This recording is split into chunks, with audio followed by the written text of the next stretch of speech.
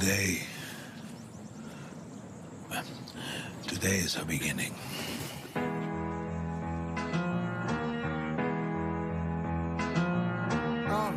Ooh la la, ah wee wee. Hey.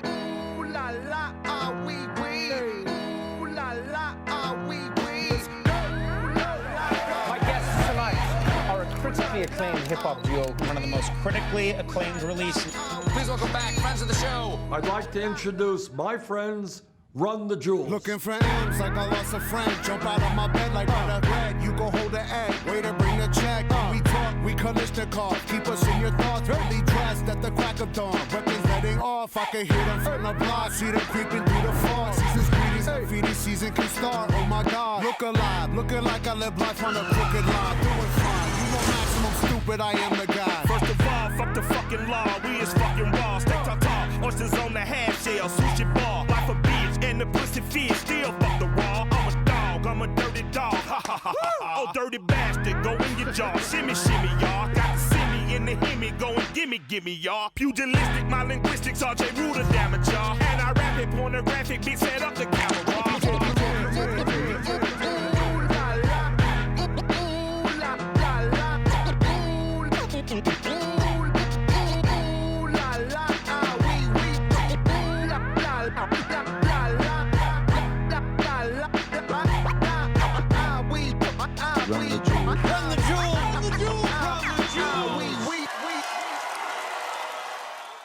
Welcome, everyone. It is my distinct privilege to welcome legendary Atlanta MC Killer Mike, Amaechi Uzoigwe, and Will Bronson, management of RTJ.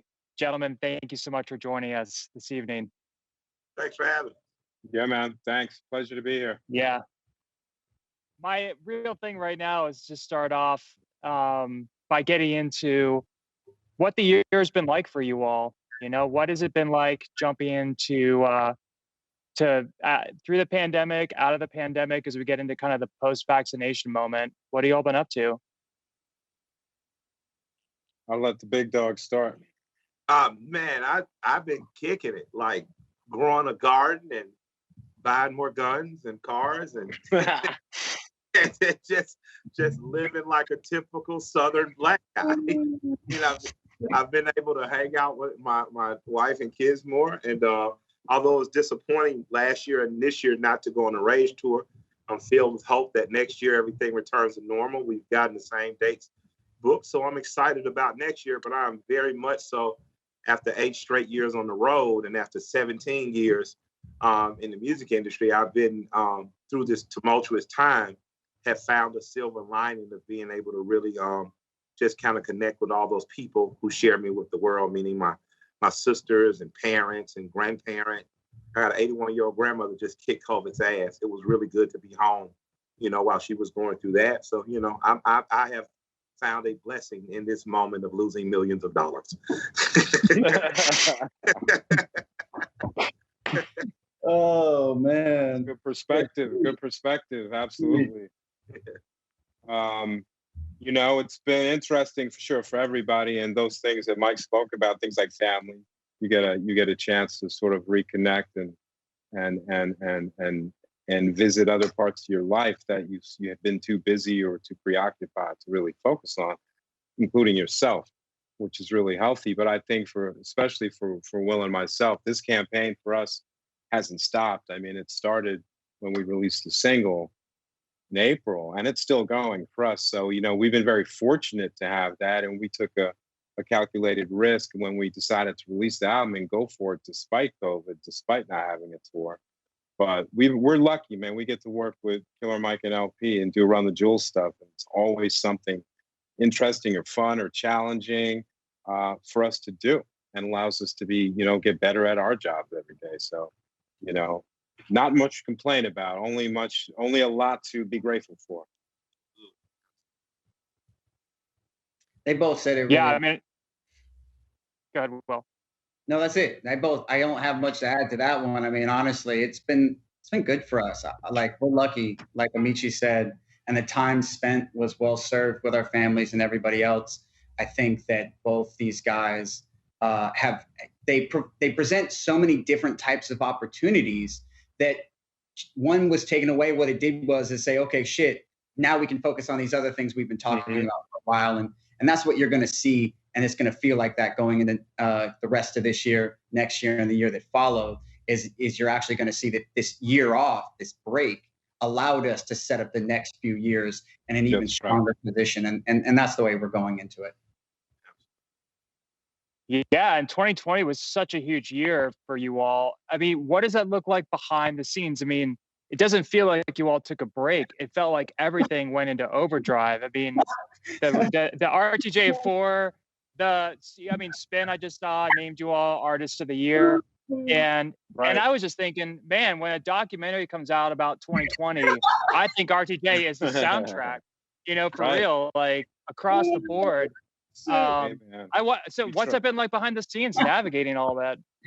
Yeah, other than madness, it's an organized chaos though. That's the beauty of it. Like, despite the challenges, despite us sometimes, jumping in, sort of blindly into stuff occasionally, or really just being inspired by these guys and the music and what they represent, and the fans are such a huge part of why we do what we do and how we do it. So behind the scenes, I mean, we talk a lot, right? We communicate about what we want to do. Mike and Jamie give us incredible cues and direction, and they also empower us to do things, to be creative, to make moves, to come back to them with ideas. And we just try and make the most of these things that are really things that they want to do, right? Really authentic extensions of what they want to do. And it goes in so many different directions, from music to apparel and merch and video games, and cannabis, and craft beer and spirits. So it's pretty wild. I think it's unlike probably most artist-manager relationships, which tend to exist in a traditional binary. And I'm not saying there's nothing wrong with that. We work for and with two very entrepreneurial guys, two very highly creative guys who've been used to grinding it out and making it happen on their own, right? Without a lot of support. So when you marry that sort of mentality and that hunger with the actual resources and network and, audience, this is what happens with, and Run the Jewels is an incredible example of that. So they keep us plenty busy. And we have a great team. I can't forget that. We have a fantastic team, from our digital team to our touring team to our business team. You can't win without a great team. And we're lucky to have been able to build that too over the years. Absolutely. So I know a lot's been like written and said about Mike, how you and Jamie met, but how did that relationship between the four of you come together? And maybe reflect a little bit about how that all unfolded. Well, our managerial relationships kind of look like the group. Michi's a black guy managing a white guy, and I got a young pastor from Northern California. So it seemed that we went together like peanut butter and jelly all the way around. I'll never forget the time I had to basically, when Mike was like, yo, Jamie wants to, when they first decided they were going to do Run the Jewels as an EP, as a group, he was like, yo, you got to talk to Elle. It felt like a job interview. I'm not going to lie. And then I met Amaechi. So it was, but yeah, that's how it was. And it's, yeah. I mean, Will's been with Mike for years, and Elle and I have been together for 20 plus years. So we come with them, right? Like, I come with LP and Will comes with Mike. And as we got into it, and that's the beauty of the way this thing started, because there was there were dreams and hopes, right? And desires, but we didn't really have, at that point, too many expectations. We just had the inspiration and this incredible album they made and gave away for free that catalyzed this whole thing. And through that process, Will and I got to know each other. I remember calling him one day because he was a little quiet in the very, very beginning. And I'm like, yo, man, because he's so bright and smart. I'm like, I need, because we'd never worked together before. We didn't even really know each other. I'm like, I really like this guy. He's so smart the way he thinks, da-da-da-da-da. So we just ended up putting our heads together and with Mike and Jamie and the squad. And I think we love what we do, right? And we love working on stuff with these guys. So it makes it really easy. And Will's out west, I'm on the East Coast. Like we You know what I mean? We're able to cover different ground. And it works strategically as well as philosophically, and other ways. So I've been very lucky in that regard too. Yeah, Really like I was. go ahead, Mike. I don't understand what Jamie's talking about.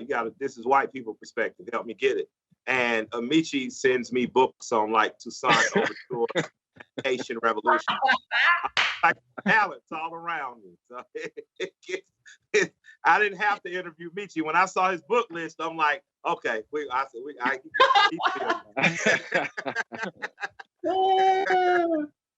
Shit. So we're all brothers from another mother in some way. Absolutely. It's a great team, though. I tend to think of things in terms of team. So I'm happy. Jamie and I are certainly the tip of the spear and run the jewels being the group in these two personalities. But I am definitely on a team where everybody takes their particular duties very seriously. And because we work our butt off in the studio and on stage, we get to benefit from people who are happy about Holy Calamavo. That was literally a personal passion project for my management side. We had already reconciled the fact we lost $10 million in touring. Don't go buy anything new. Sit the fuck home. Right? So as we're doing that, we're getting weekly update calls from Will like, this is going to happen. We're going to do one big performance. And I'm like, bah humbug. And we do it in these serendipitous moments, like the acapella moment happens when walking in the snow. And the next thing you know, I feel like in part because of that powerful performance, the Grammys, which we had got snubbed on being nominated, still call and ask me to be a part of a very historical speak to me on the behalf of Black America. And I get a chance to say, walking in the snow is a verse, edited, of course, but I get a chance to represent us on that stage. And that felt like a win for us that we weren't looking. So those two things in particular, but the passion project of it all and Will's sheer just utter will to see us perform last year gave our fans a really impressive because me and Elle were like, yo, fuck this year, B. So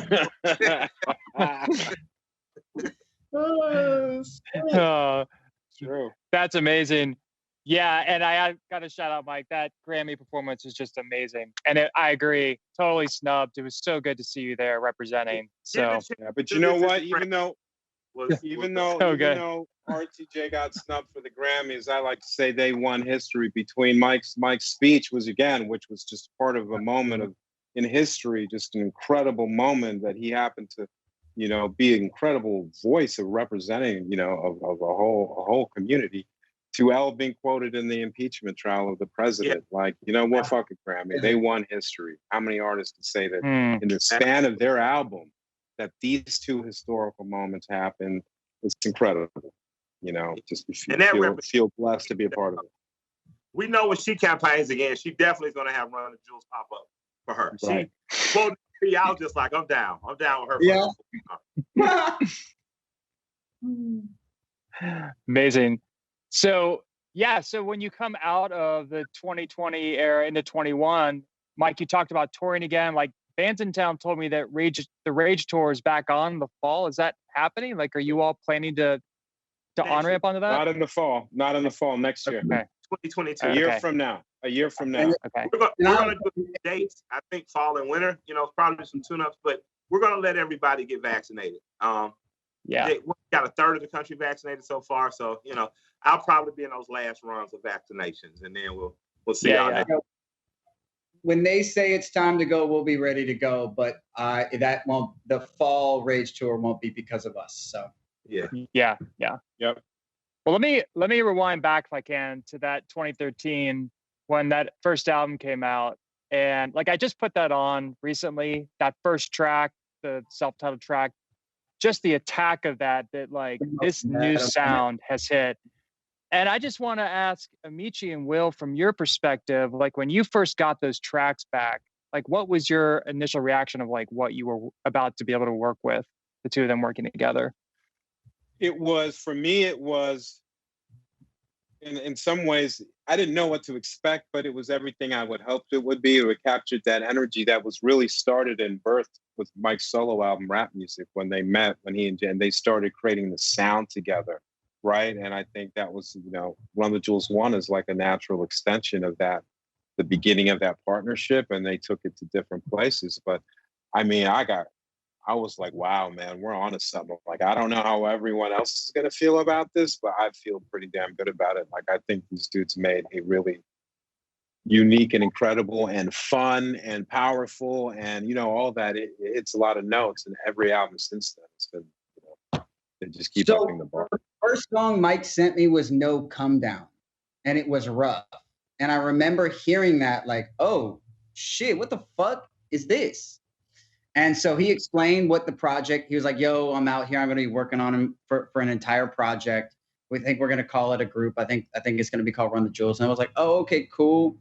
And at the time it was just like a fun project to sort of like, they were in a groove and they were going to work towards, use this as a sort of stopgap between the next move, because rap music and Cancer for Cure were really pivotal moments for both guys. I mean, I think when it's all said and done, rap music is going to go down as one of the, most important rap records of our time. No bias, no cap. And so when, so the record came out and it was like, okay, this is cool. And it was just like a fun project. And then the tour starts and you're like, well, wait a second.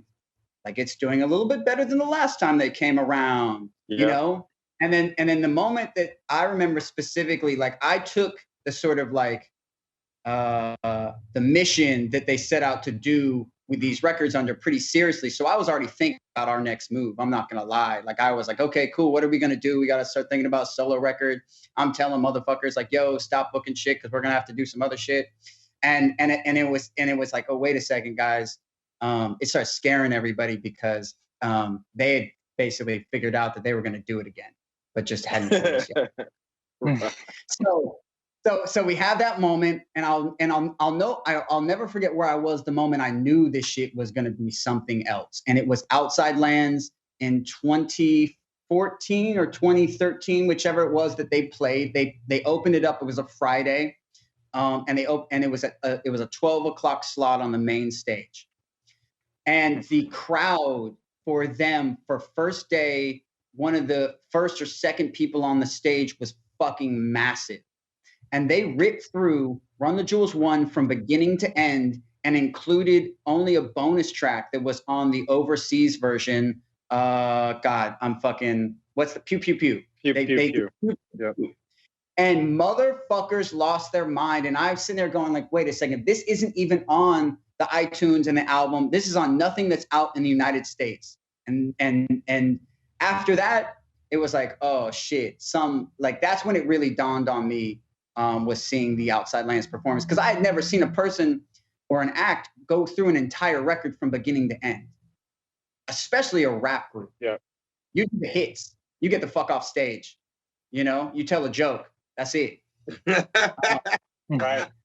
But it's a different approach, different perspective, way to do it. And for me, it was New York Webster Hall, which they destroyed as well, Run the Jewels 1. But I was out, I'd like to talk to the kids waiting in line, just chit chat, da. And what really blew my mind is that they didn't really know who LP or Killer Mike were as solo artists. They knew about Run the Jewels. And I'm like, you don't know about Def Jux or Company Flow, out part of LP? Nope, they never heard of it. They knew about Run the Jewels though, right? So that's when I knew we turned a corner, right? When this idea of a group had taken root in the fans' minds, and didn't have to explain anything to them. It was just, they loved it, and we just ran with that. Mike, how about you and Jamie, when you had those masters back, those mixes, what were your thoughts when you just couldn't wait to get this out to the world? Oh shit, I knew what it was recording rap music. When we recorded rap music the first 3 hours, I'm just like, oh, he has to do the whole fucking record. Like, what are you talking about? And I think Run the Jewels would have originally just been like a mixtape by Jamie. I think he owed like Fat Possum a mixtape or something. It takes right. And he's like, man, I don't know what I'm gonna do. I'm up here fucking. He likes going off like to the wilderness. And I grew up in the South, so when you go to the wilderness, you're supposed to come back with something dead to eat. You know what I mean? But I was like, fuck it. You want to go to the wilderness and fucking record? Here we go. Brown water and cold. But I told him I'll come do the mixtape with you. He was like, well, I don't have any money to give you. I was like, I don't give a fuck. Let's just do it, because at that point in my career, I had been in perdition so long, the action just felt good. Being on tour felt good. You know, being in a bus being able to know that we could do 90 to 100 days a year felt good. And this is just a 200-300 people rooms. So when I went up there and I recorded it, and it first supposed to be an EP, and then these guys heard it, and Taco heard it, and Jason DeMarco, who originally put us in a room together for rap music, heard it. They were like, you guys crazy, you're gonna do an album. After the record, I knew I was in a rap group. Like real G shit. And this is not like, oh, Kevin. This is like, I saw this shit before anybody, because I understood that the chemistry that me and Jamie's had musically was something that was direly missing. And it's because I was fortunate enough to be brought into rap by a rap group. And rap groups, even though they aren't encouraged, are some of the best recipes for longevity in rap. Yeah. Because two personalities are always more interesting than the one you get bored or tired of, which is why 8Ball and MJG have had a 20-some-odd year career. You know, they're like a rock band. You can see them at a very small venue, and next year they're opening for the biggest rap act in the world right then. So I knew the Run the Jewels had something after we recorded. But when I really knew it was on and popping was when we went on tour together. And Jamie and Mike opened up for Run the Jewels. So you get in the venue, right? We're in these 300 to 500 people venues, and we get there, and you know, you got like 100 folks there for Killer Mike. You know, you got 120 folks there for Jamie, of course, with Def Jux, and then you got these other 75 kids or 80 kids or so that have like crosses on their fucking hand because they're too young to drink or smoke. And I'll perform. You know, they'll know some of the records. They'll know the hit records, of course, that Never Scared, The Whole World's a Kryptonite. Jamie will perform. Def Jux cult audience, they know the records. And then we come back out together. And those little kids would look like they hadn't just seen an hour of us. And they would lose their fucking minds. And I'm just like, oh, this is for real. And I'll never forget Joe Baker, who's a part of the team as well. Joe says, so what are we going to do after the tour? He was like, in mid-tour, well, no, I was running the Juice too, but he said, after the tour, he was like, well, you going to work on a solo album? I was like, no. Fuck you talking about? I'm in a group. I was like, we're going to go work on Run the Jewels 2 now. And Run the Jewels 2, it was solidified to me because we went on tour, and I'll never forget getting calls from Meech and Will saying, hey, guys, they're moving the venues. And instinctively, we was like, is something wrong? No, you guys triple sold what you would have. So where we were getting booked for 500 people venues, by the time we got to the town, we were now playing 800 to 1,500 people venues. And that's when I realized, oh shit, this shit it's real, it's on and popping, and we are a touring band. And we have not looked back since. Amazing. Well, shout out, Mike. You on the rap music tour, you actually played here in Athens at the Union Bar and Grill back in the day. Yeah. It's a legendary status here that you made your way through pre-RTJ. But so it's like when I look at what happens after that period, it's just like it's like a supernova. Like it's just touring, new releases, and all this extension of that. So what was that like managing it? Having to deal with all this excitement and energy. What was the approach? Well, it's a great question. It was, I think most of the time it was like, all right, how the fuck are we gonna make this all work, right? Because wasn't like they were signed to a label, right? And it was this sort of structured long-term relationship that was in place. We went from Fool's Gold to Mass Appeal, doing it to ourselves, the third one ourselves to, the last one with BMG. So it's always been very situational and contextual. Like what makes the most sense for now, right? And having a little bit of we'd all been through it. We've been in the business a long time. We've been through, the industry wars. We've had success. We've not had success. We've had to grind it out in all different sort of ways. So I think when Run the Jewels came along, Jamie and Mike were in a very different place than an artist starting out, right? They'd seen a lot, they'd done a lot, and they were ready to sort of toss fear aside and go for it. And I think that was the fire that really, for me, inspired me. Like, you know what? We can be fearless. We can be as creative as we want. We can write the rules that we want. which I learned from Elle, just that approach. Like, you don't have to take what's presented to you or what's being forced on you.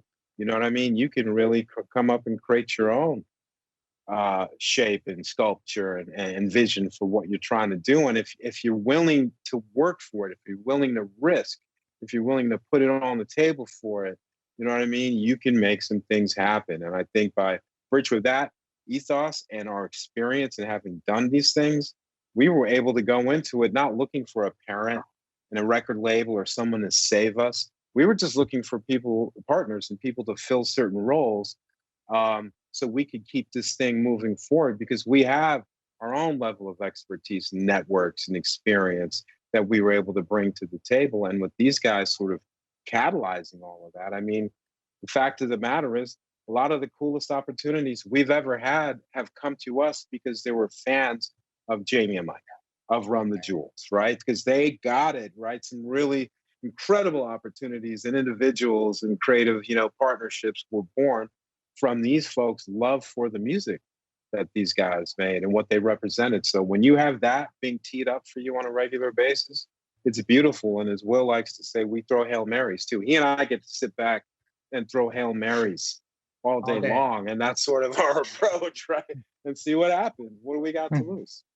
Literally. So give us an example of a Hail Mary in that period that you threw that really came back in a good way. In which, the very beginning period? No, please. As the explosion was happening. Sure. Downloadable characters of Gears of War.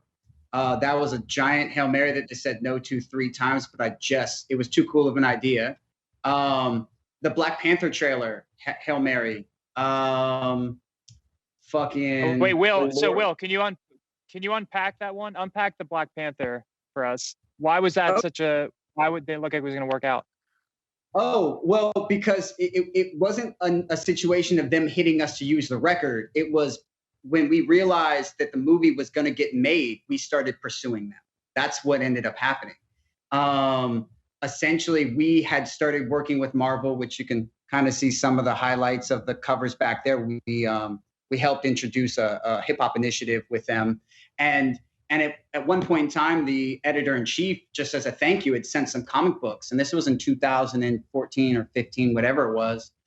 And in it was a trade paperback of a Black Panther run.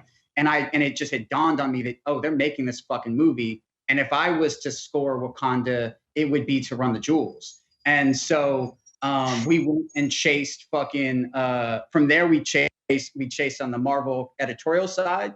We chased on the his name's escaping me now, but he's the music supervisor for all Marvel movies. We went and sat with him and pitched it to them. They were in the middle of filming putting together Civil War. And then on the sync side, on the sync side, it turned out a friend of ours had just left and went to Disney. And so before he got there, I had FedExed him a couple of the Run the Jewels comics that were on the Black Panther, and just with a note that just, was like a hint. And so when he got in, the first thing he had said was, I want to put Run the Jewels in Black Panther. And nobody there knew who they were. It was his first day on the job. And sure enough, even when I went to go play the record, I wasn't supposed to play the record. And he got pulled off listening to the record because a Star Wars thing had come up. But he had just heard Legend Has It. And so the next day he hits me and asks me for the stems. And sure enough, that's how that happened. But yeah, it was Hail Marys and a lot of follow-up and hard work, like Amaechi said, when we sort of have said to ourselves, if we're willing to sort of chase to the ends of the earth with the guys that we work with, more things are going to happen than not. That's right. Which was amazing to see that come out. And then that during the NBA finals, to see that trailer was just like mind blowing. Yeah, so what was that like to see that from that arc? Yeah, go ahead.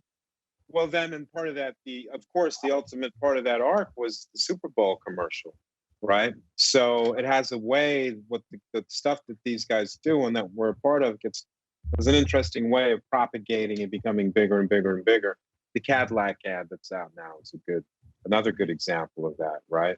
And so, and even the Gears of War thing Will mentioned, usually in music, with video games and music, it's usually just licensing a song or something like that, right? There isn't much where you're on the soundtrack. It's not that much deeper of an involvement, but we've been able to, you know, again, taking that sort of Hail Mary approach and asking for things, right? And could we do this? Or what if we do that? And oftentimes, if the idea is good and they know that, you know, the thinking behind it is sound, people also, partners will take some chances or do things that maybe they don't typically do because they know that you're, you know, you're cut out to take some of those chances.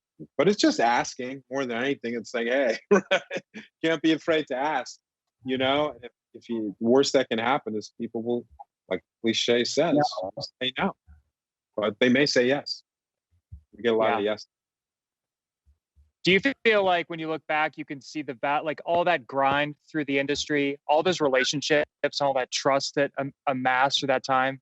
Do you feel like that is part of the payoff from that like 2013 era onwards? And it's even before that, I'll tell you, because what the work that the music that Mike and Jamie made as solo artists over the years before Run the Jewels is even anything, right? We get paid back, or they get paid back. We're the Run the Jewels is the beneficiary of these fans that these guys have had for 20 years or so, who are now in some pretty cool places in the music or the entertainment landscape, you know what I mean? Not just music, but across it and beyond entertainment even. So we'll have examples of one, you know, a good one for me was when we were in LA, I think for Jimmy Kimmel, and some dude taps LP on the shoulder and says, hey, what are you doing tomorrow night? And he's like, I don't know. What am I doing tomorrow night? He's like, you're going to the Star Wars world premiere. He's like, I grew up on your music. He was a Disney exec. He's like, I grew up on your music, blah, blah, da, da, da. It's actually for him and Mike, but Mike wasn't able to go, so I got to go at Mike's place. Benefit of a man. But it's things like that. We see examples like that all the time, man. And that's a testament to what they did as young artists and the belief that they had in their music and the work that they did back then when in the mid 90s, early 2000s, whenever it was, you weren't sure anything was going to come out of this stuff, right? These guys were just making music. I was there with Al from the time he was like 19. So I've seen it, but that is a beautiful part of the Run the Jewels legacy too, is that they're individual legacies that combine to create this. I can't tell you how many instances I've run into people that want to see Mike and El win individually and collectively, which makes doing all of these things that much easier. I mean, every day it's somebody new. The amount of people that Mike, the amount of people that Mike's touched in his time here is well, shit, it gives me anxiety because I honestly don't know how he's met all these people and keeps track of them all. Like the tow truck driver in Detroit. Somebody still needs to explain. Oh, yeah, that's like, how the hell did that happen? We were doing. Hey, no, we're working on a couple of projects, and I had set up a call with somebody from one of the companies. He's, oh yeah, I know such and such, the person who started the company, and he's like, I'm gonna just send him a text before our meeting and stuff like that, and it's just it's a gift. Half the work's already done. Yeah, it's a fucking It's our teacher. I would love to be like, yo, I'm hella smart, but I'm really lucky and smart enough to make the most of what is in front of me. That's how I feel about it, because the guys make it so easy between talent and the work they've done and the relationships that they've established already. So that's right, man. It's like my curling analogy I was sharing earlier in the pregame, like the sport. We got to know when to brush and when not to brush half the time. You know what I mean? Yeah. To positions like that is really fortunate. Yeah. So, Mike, from your side, like when you and Jamie have an idea, what does it look like on how you present it to management? And how does that? I mean, I know it was that like really funny Portlandia episode where they kind of mock that, but what does it look like when you bring ideas, and what does that filtration look like? I mean, we have pretty enthusiastic management who doesn't mind throwing Hail Mary. So when we come to them like, you know, we want to do a movie like the Blues Brothers and do our own soundtrack, they're like, yeah, sure. Why the fuck not? And then they go about investigating the 100 why the fuck nots. as they find the one, you can do it. And they latch on to that, you can do it, and they ride that horse until it nearly dies. And even if what I love most about it is they don't tell us to limit our imaginations. So even if it's not doable in the instant, every little win builds up to that. We wanted to do the Run the Jewels movie since Run the Jewels 2, essentially. Right. It was about getting our weight up in the marketplace so that the people who fund movies can understand, oh no, this is important. And on the way there, what you become is a dominant touring force. Even though you're a rap group, you tour like a rock band. You become accepted and you get the cover of Revolver magazine, NME, and Spin magazine. Then you pop up on places like Portlandian Television, and people start to see these guys have chops besides music. And you get a 4 comic book spread with comic book companies, and you start to get these syncs. So the market starts to see the value in you. Right. You already knew you had, and your management didn't mind asking for it. So what we don't get is coddled. We don't get told it's going to be easy. We do get the head shake of, I can't believe these guys fucking asked for this, but it's a great idea. Let's figure out a time frame in which it can happen. And that's very good because for any artist, one of the worst things you can hear is no before your management even asks. To ask your management something and to initially get I don't think so is one of the most heartbreakingly crushing things and here, because you're trying to keep that 15-year-old and you alive. And every reality check helps to dissipate that more. So I'm very happy that we have the, well, let me see type management, because, you know, like a parent who's too poor to afford Christmas, you know, they'll convince you that Kwanzaa's a better day so they can shop the day after Christmas. But you'll get your fucking gift. You know? And let's be clear, they don't ask our permission. There's never a question of them asking, you know, like they'll ask us for stuff or throw stuff out there and say, what about this? And then to Mike's point, our inclinations be like, shit, let's go figure out if we can make that happen. You know what I mean? Like, that's fun, right? To be tasked with that. And because things are so, and again, that RTJ Halo, when we did our, you know, RTJ 3 with AR and all this before anyone was, it was impossible. You know, we get to the head of the product, head of the app store, the head of the whole thing, right? And I'm talking to him, giving my pitch. He's like, don't worry about it. I've got a picture of Killer Mike over my desk, right? Like all those things are sort of set up already, right? It's like it just sort of falls, it writes itself. And we're like all the pithy names we come up with. How can you, these things all write themselves? Like, sure, we like to think that we're brilliant, but it's really the magic and the chemistry they've created, right? That just has this reverberating effect outwardly, and we get to play with that and manage that, and that's a lot of fun. Going into one, they had very reasonable, like manageable expectations out of the project. Go on tour, do something that they had fun doing, sell a little bit of merch, do a little bit of physical product, not much. And it took a few months, and we realized that we blew past that. So when we came in to Run the Jewels 2, we set the ceiling a bit higher. Like, okay, let's approach it like this. And within the first month of Run the Jewels 2 coming out, we had to raise it higher. That's right. And through that ascent, we realized, like, wait a second, there is no ceiling anymore. That's right. and the Pitchfork album of the year was a big catalyst for us. Totally. But that sort of just signified what was already happening. You know what I mean? And the touring, and there's such incredible live act, that was a big thing. Like that spread like wildfire, you know, and the festival circuit. And we never really stopped, right? This is between 3 and 4 was the biggest break the guys ever took. So it seems like it's been going on for 7-8 years straight for us. Yeah. It's always campaign. So Mike, you were sharing about the growth of the brand, right? And then drawing other people who want to come in and partner with it. I mean, do you all find that it's more of a push or a pull? Like, are people reaching out to you saying, we want to do things with you? Or is it more like you're trying to find partners to engage with? What does that look like? People are reaching out to us on a constant basis, and it's about the right partnerships. Like, we don't say yes to everything. We ain't the easy stripper in the club.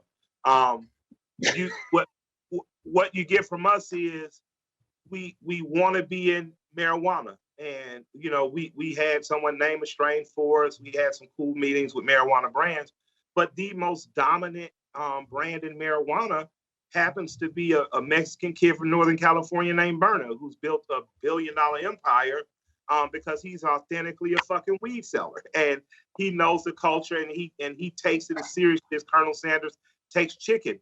So when it came time to do a proper marijuana strain, we partnered with the person with the company that was going to best represent us, and it's a pure and honest. Right. So what we try to do is make sure whether we asked and it was never their idea, or they come to us with an idea that we can say, okay, well, this is how to cut and sew it for us, that what we do is honesty and filled with honesty and integrity.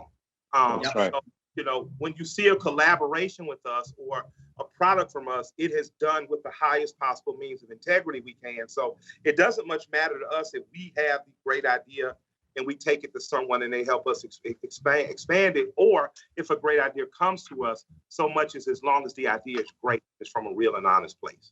That's right.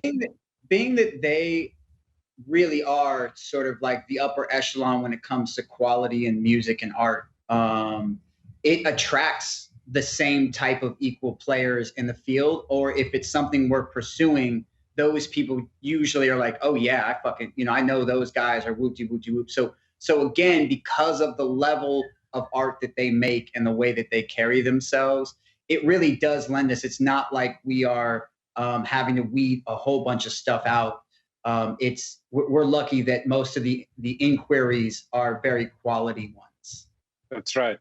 And it's game recognizes game. So when we started seeing the level of artists, not just musicians, but people from the ecosystem who were reaching out or posting or shouting them out in some ways or wanting to work together, it was really eye-opening.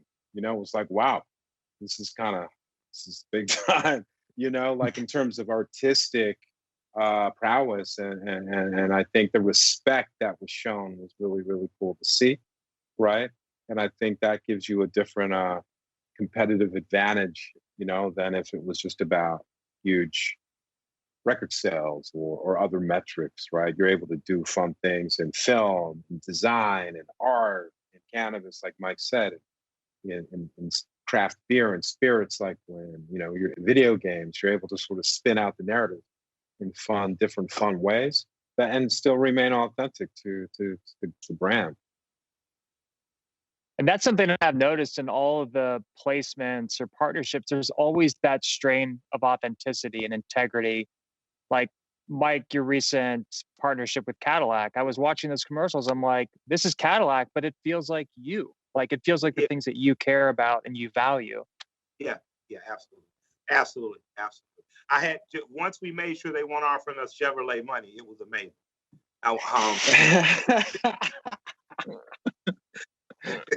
But I will say the sentiments in the commercial, down to the Cadillac I drive. You know, it's a Cadillac truck. I like being able to be on and off stage the same person, or Killer Mike be an extension of the real person. Michael Render has been one of the most rewarding parts of being in this group, has been able to more fully be who I am as an artist and bring more of my real self to that artistry. Yeah, and it's like, also, you guys are just so funny. Like, I mean, the artistic side is there, but there's like this huge amount of geek culture and just humor that's through everything. And it's just so attractive, you know? And I can see why people are drawn to that, because it speaks to people on so many different levels. Right. Yeah, we really are that funny. We're 15 years old. You know, at a certain point, you got to keep the imagination of the 12 to 15-year-old alive. So humor, bullshit jokes come with that. I'm really glad that the team understands that. We've had a few people quit, mostly road managers, God bless their soul. But I knew that Christian was the guy, man. Shouts out to Christian. Hey, he really does look like a serial killer right now. Yo, Christian, our tour manager, looks like the most evil white man in the world with this current. I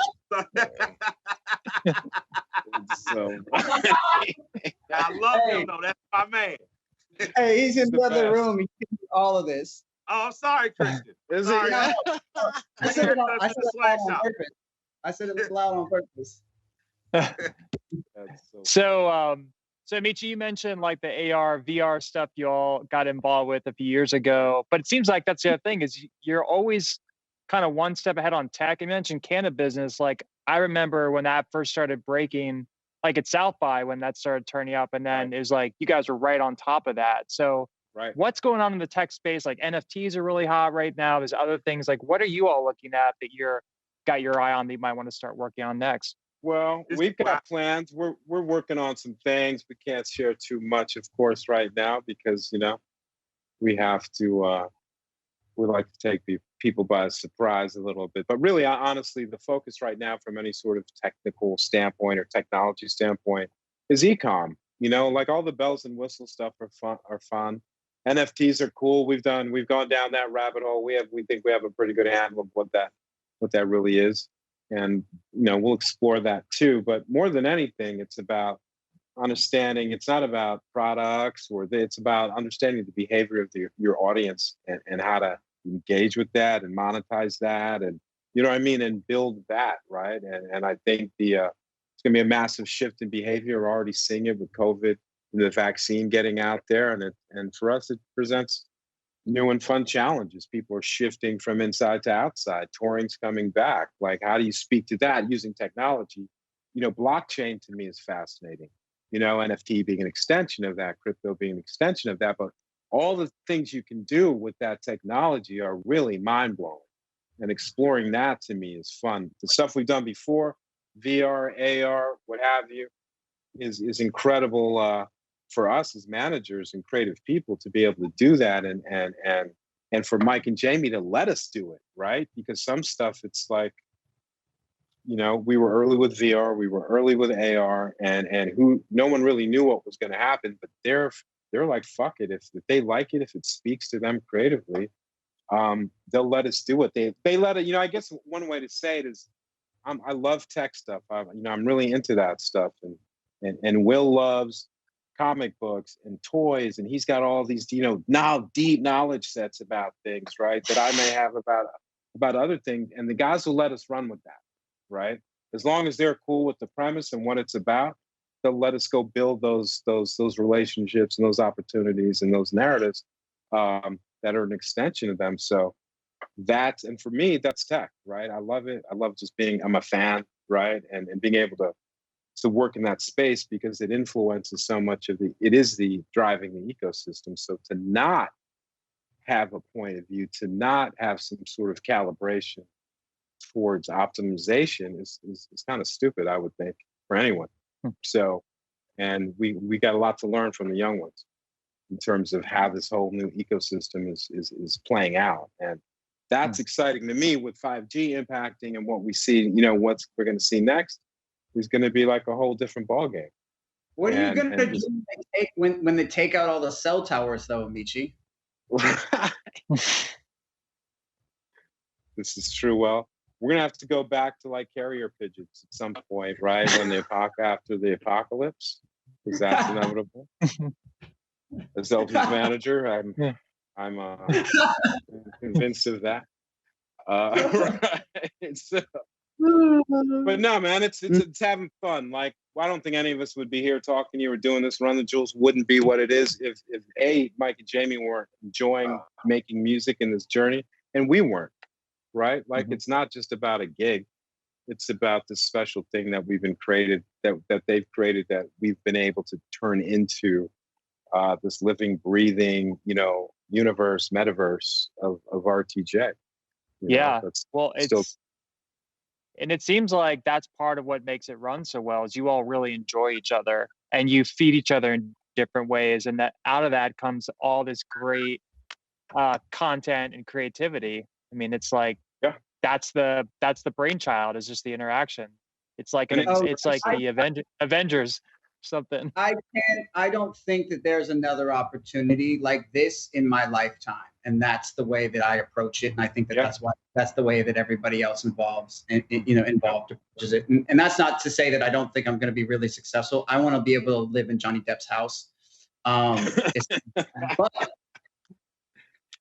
I'm planning for a lot more success, but there is just something special and magical about working with this group of guys. Even on the, like, we're working on some stuff, and I hear one of these guys in my head, even though he's not involved on the project, helping us on this other project. You know what I mean? It's that type of relationship.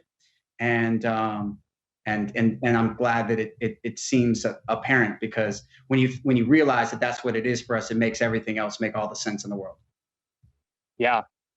Well, like earlier today, Derek Ali was on, and he had this thing. He said, continue to hustle like you're broke.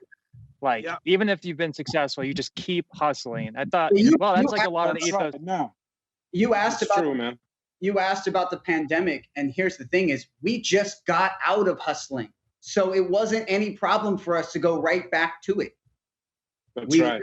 We're literally like, oh shit, we got problems. Well, we're used to that, you know. That's right. It literally took us a couple of days to be like, oh, here's how we're going to shift our game plan for this record. We know touring's not coming back. We just, you know, like L's line on opening up Run the Jewels 3, saying that he's dirt and he can't be crushed, honestly, is us all. Yeah. Mike, you're going to add something to that?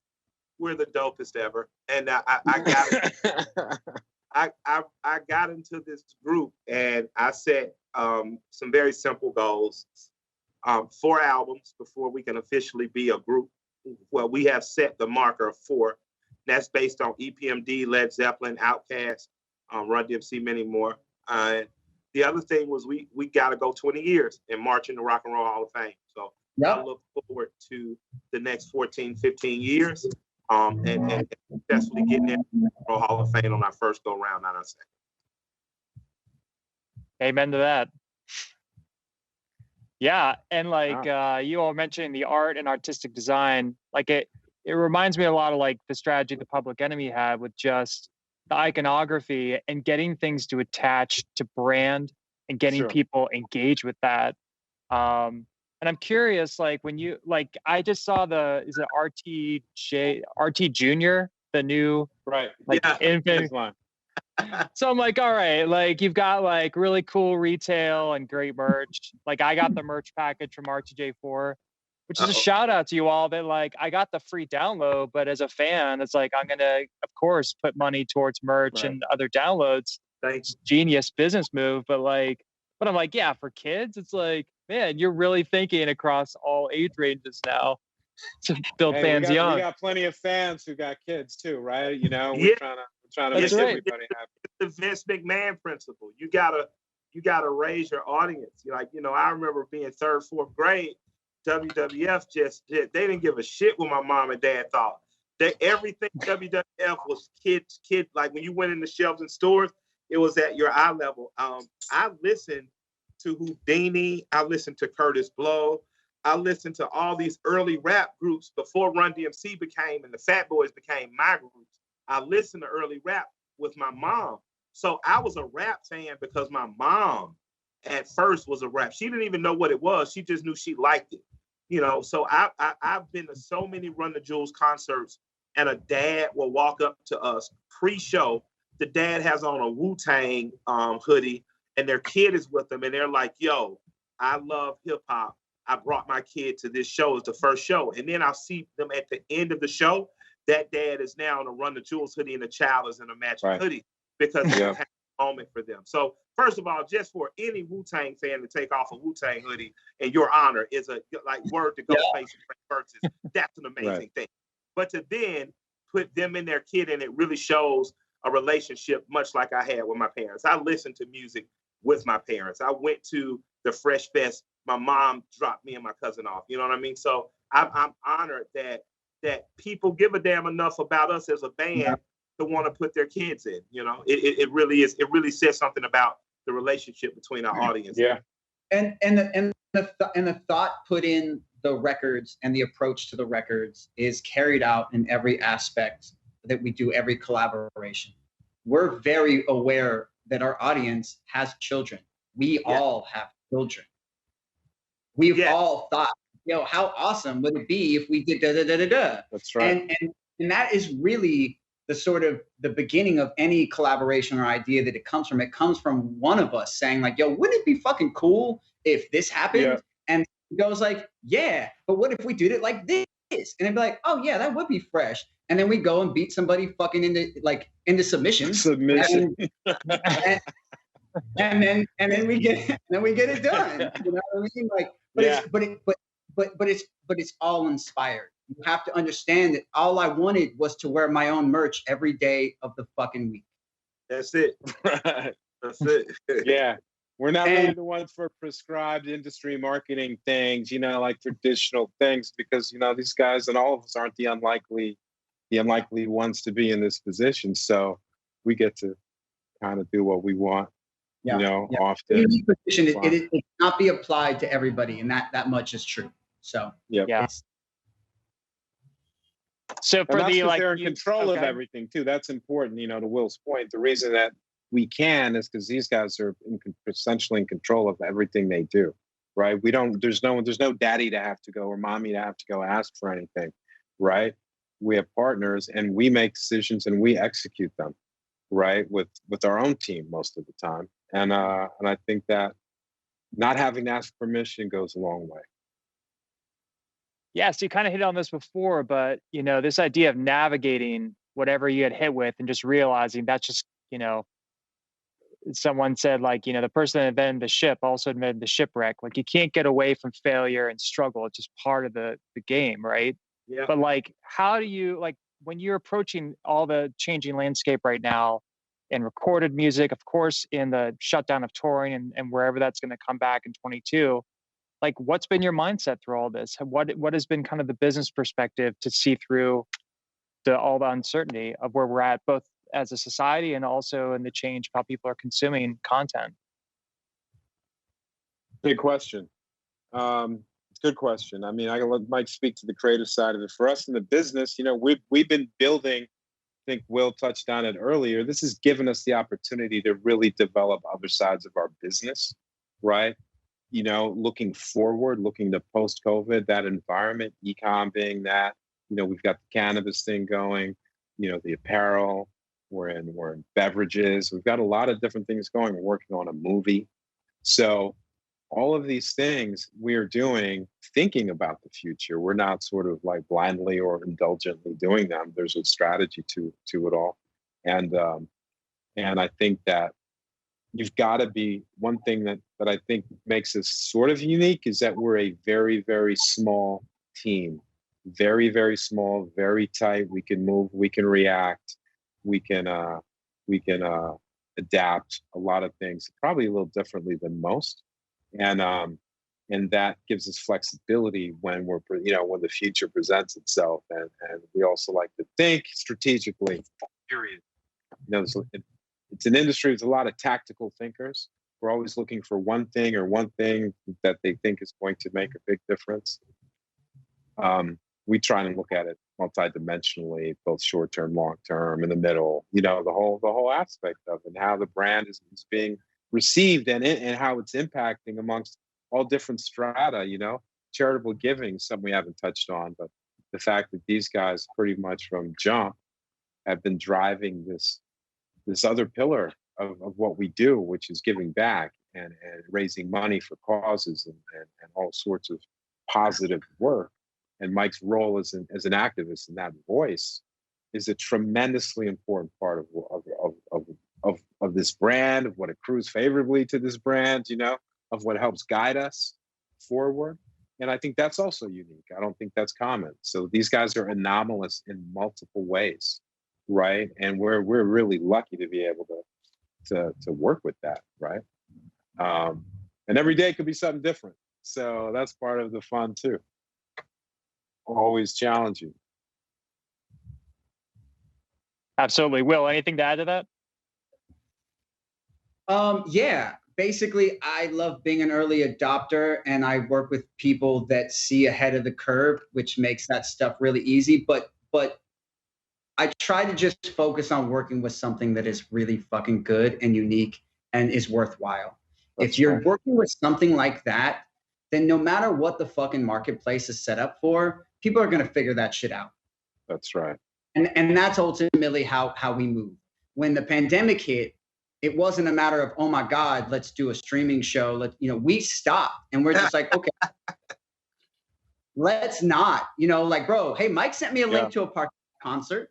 Mike sent me a link to a YouTube concert. And your first initial reaction is natural, but we knew that they are better than that they deserve more than that. And that's where Holy Calamavot came from, the desire of building something worthy of them doing this show this one fucking time. And ultimately, that's the approach, whether it was 10 years ago, 20 years in the fucking future, or whatever the case may be.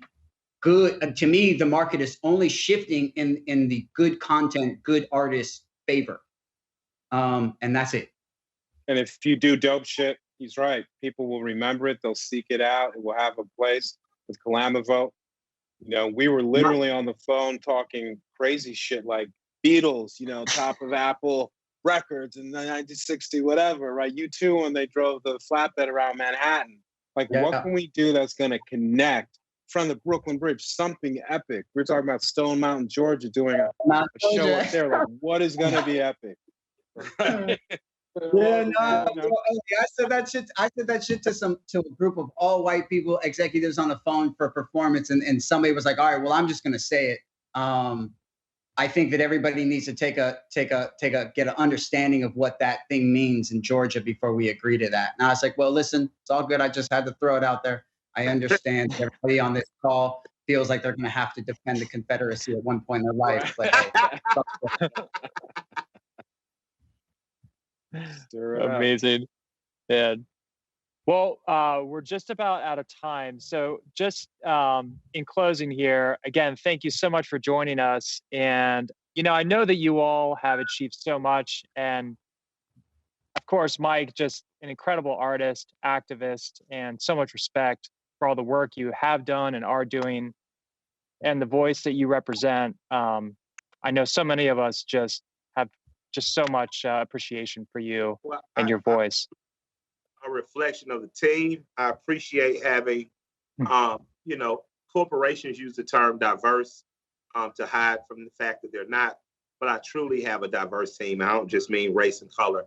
I mean in level of interest and the things we're interested in and the willing to understand different people's perspectives. So it's very good to be on the team. So any compliment that is given to me as an individual or me as a part of this group is definitely a reflection of those that are on this conference call and those that aren't, that look like serial killers with bad haircuts too. I just appreciate the team of Run the Jewels because we work very hard to make this shit look easy. Yep. You see what's just happened? You asked for one thing and he gave you 4. Or 3. 3. That's right. That's how we do it. That's how we do it. All right, Will, what would you add? Patience. None of my timelines ever worked out.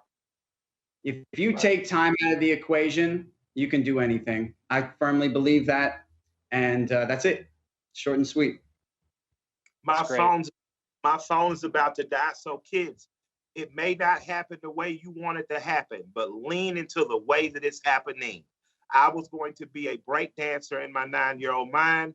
2 chubby and I pivoted to a rap. I was going to be an amazing solo artist in the world. Fell kind of flat. It didn't happen even after selling a gold record. Joined a rap group and found overnight success 8-9 years into my career. And I've leaned into it. My career has been a constant evolution of whatever seemed to be working to lean heavily into that, and the things that did not, make peace with the fact that they did not work the way I planned, and just lean into the things that are working for you. Great advice. Great advice. Enough said. Mike, Amaechi, Will, thank you so much. It's thank you, Josh. True pleasure to talk with you, and so much respect for the work you're doing. Thanks to students and everyone for having us. Yep, thank you. All right.